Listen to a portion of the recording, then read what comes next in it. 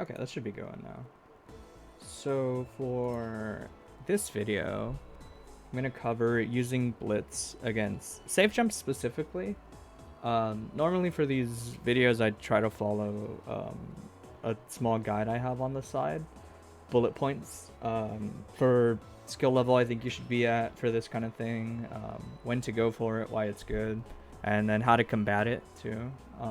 But because of the concept I'm talking about, some of that stuff might get a little mixed up. I'll try my best to keep it separated, but it's still just kind of hard to keep it all separated. Also, there's a good amount of maybe like terms you might not recognize, or like a technique you might not recognize. I'll try to give a brief description of them, and I'll link something in the video description too, that explains them more thoroughly. But yeah, for skill level, blitzing a safe jump, pretty much anybody can do it. The only real requirement is that you know it's happening too, right? You just have to know it's happening, and then you just shoot for blitzing on wake up, right? Just to clarify really really quickly, somebody who doesn't know what a safe jump is, a safe jump is a timed meaty aerial attack, right? It hits you as you're waking up like that, but it's also timed to be fast enough that it beats you picking invulnerable attacks on wake up, right? Like that, right? They recover fast enough and they get to block. That's pretty much it. If you want a more thorough description, there will be a video linked in the video description. As for when to go for safe jumps, you pretty much want to go for safe jumps anytime you've picked up on a pattern in your opponent's offense, right? Like, if you know that they are always starting their offense with the safe jump, or after specific exchanges, they always do a safe jump on the way in, right? All those situations, Blitz is pretty much fair game. As far as which version to pick, right? Because there's two versions of Blitz. There's a tapped one and there is a charged one like this. Generally speaking, you're gonna want the tapped one here, for a couple of reasons. You don't need the extra parry frames that the charged version has, because you're not worried about timing to catch the button they're gonna press, right? You know when it's gonna happen because it's always a really specific timing.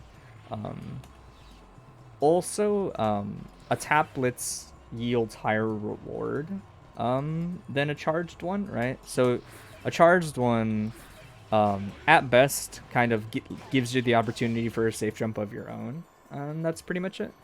While the tapped one, you have a lot more control over the situation, right?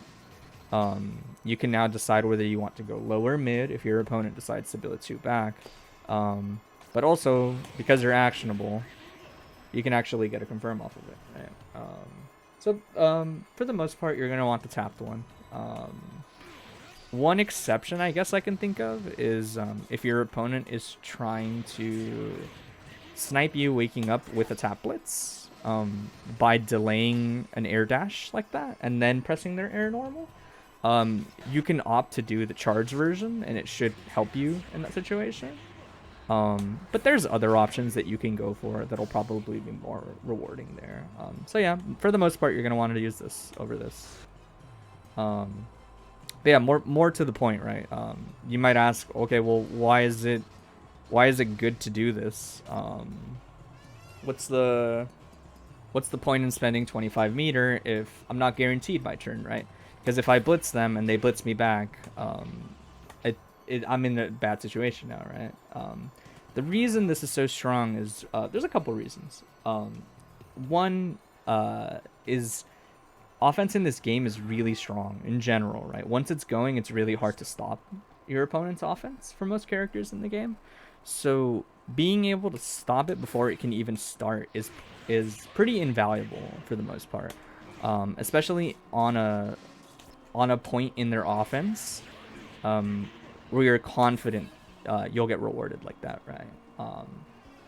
Another reason it's really good is obviously it opens up other options for you just representing it alone, right?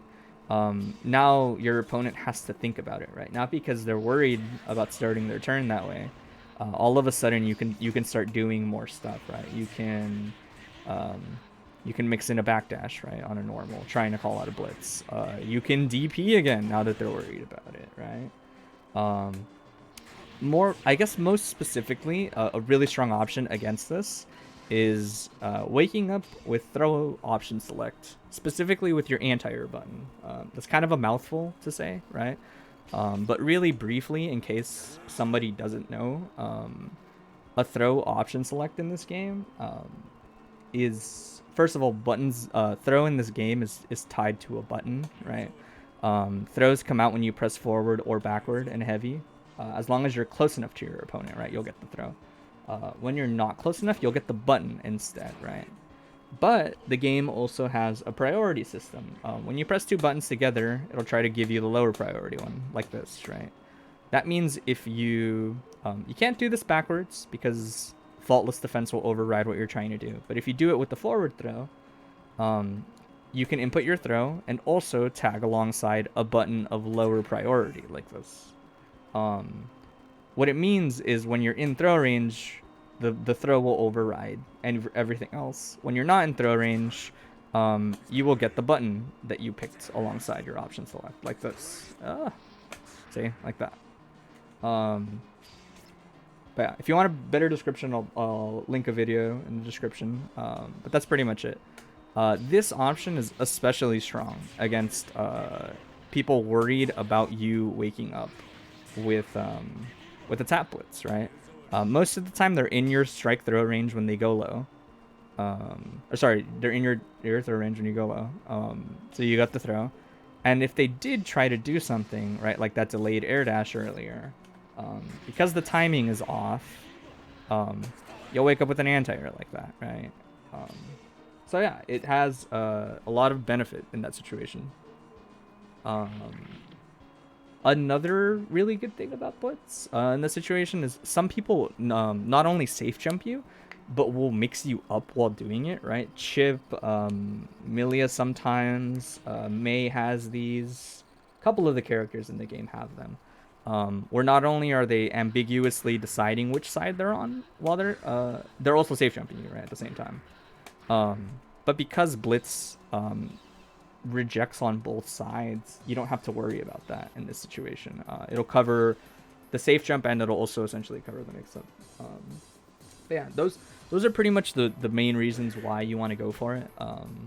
As far as dealing with blitz, it's pretty strong in this situation because of the interaction it forces. But one of the important things to remember about blitz is that blitzes are pretty low reward, even when they do work out, right? So they get a confirm, and yes, they start their turn, which is annoying. But the blitz will scale their combo, right? What this usually means is that if your character can do it, like if it's an option for your character, because when they're wrong, you get that guaranteed counter hit, you can focus on outvaluing your opponent in these situations, right? Their payoff is going to be less than yours, as long as you're representing the right options, right? So I wake up tap blitz here. He goes low. We're in the corner, so it's kind of an extreme example, right? But you can see, like, comparing the payoffs, like, it could be as good as this from my opponent. They still keep their turn. I lose meter, right? And they might even get like corner positioning. It's just they have greater value than you, right? When they guess right, compared to your, okay, well, I started my turn, but very little damage. Your opponent can also just guess right here, obviously, right? But yeah, this will vary. Not everyone does big damage, but the important thing to focus on when you call out blitz is getting as much as you can out of it. Obviously for a character like Soul, this translates into big damage. But for other characters, right, like if you're a lower damage character that focuses on mix-ups, make sure you hit them and you knock them down again. Make sure you get a good save. Make sure you can get a real good setup off of it. Maybe next time they don't get to blitz you anymore, right, because of what you did, right? Even that Soul combo in the corner, blitz is no longer an option, right, because they did a route that ends in something that gives them better pressure on wake up.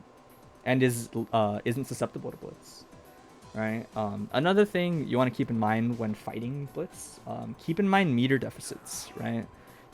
If your opponent has 25 meter and you don't have 25 meter, it means that blitz is probably a really strong option in that situation.